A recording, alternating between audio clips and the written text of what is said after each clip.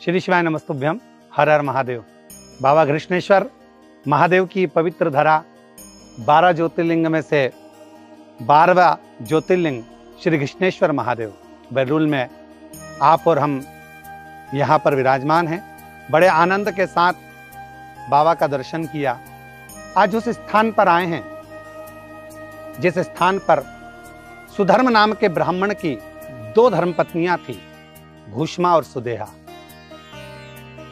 जैसा कि आप और हम 12 ज्योतिर्लिंग में इस कथा के प्रसंग को जानते हैं कि घूष्मा के यहाँ संतान हुई पर सुदेहा के यहाँ संतान नहीं हुई। जब सुदेहा के यहाँ संतान नहीं हुई तब सुधर्म ने अपनी धर्मपत्नी घूष्मा से कहा कि अपने को जो संतान हुई है वो सुदेहा को दे दीजिए। सुदेहा को संतान दे दी गई और सुदेहा ने वो संतान को लेकर पाल पोस कर बड़ा करा। जब वो बच्चा पूर्ण बड़ा हो गया और उसका जब विवाह किया गया, घर में बहू आ गई। बहू आने के बाद में सुदेहा उसको कोई भी कार्य बोलती पर बहू नहीं करती, क्योंकि बहू को ये मालूम पड़ गया था कि मेरी जो असली सास है वो घूष्मा है, ये तो मेरी सुतेरी सास है। ये जानकर बहू ध्यान नहीं दे पाती थी। क्रोध में आ गई एक दिन सुदेहा, और सुदेहा ने विचार करा जब बेटा ही नहीं रहेगा तो बहू किस काम की।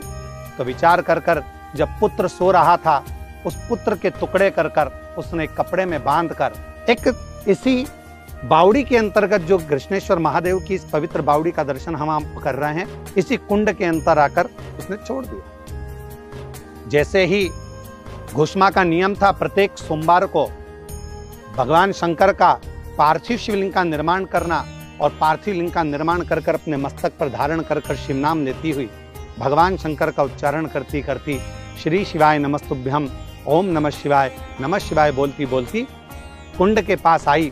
और इसी कुंड में जब उसने वो पार्थिव शिवलिंग को विसर्जन किया तो मन में भाव था, मेरा पुत्र बहुत दिनों से नहीं दिखा। उसको क्या मालूम था कि 1 हफ्ते पहले उसका पुत्र मारा गया है, पर उसके स्मरण में ये नहीं रहा। वो तो समझी कि मैंने सुदेहा को दिया है, सुदेहा के यहाँ मेरे बहू बच्चे सब अच्छे होंगे। बाबा से यही कामना करती रही, शिव जी से यही करती रही, भगवान भोलेनाथ मेरे बेटे और मेरी बहू मेरे परिवार को अच्छा रखना। ऐसे भाव करते करते उसने भगवान शंकर का जो पार्थिव शिवलिंग था इसी कुंड में विसर्जन कर दिया। जब कुंड में विसर्जन करा, विसर्जन करते से क्या अलख जगी कि भगवान देवाधिदेव महादेव की ऐसी करुणा, ऐसी कृपा हुई कि जो बच्चा 1 हफ्ते पहले मरा हुआ था, बाबा की कृपा से, शिव की कृपा से वो बच्चा तैरते तैरते बाहर आ गया। और माँ माँ माँ पुकारते पुकारते बाहर आया।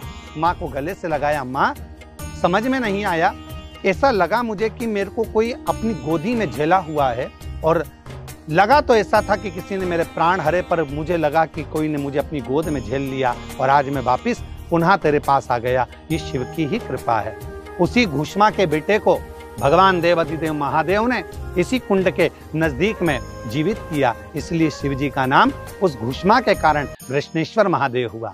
भगवान शंकर ने आकर दर्शन दिया, घूष्मा तेरी अविरल भक्ति है, तो शिव को इतना भजती है, भजन करती है, पार्थिव लिंग का निर्माण करती है, तेरा तो बाल बांका नहीं हो सकता, तेरे बच्चे का बाल बांका नहीं हो सकता।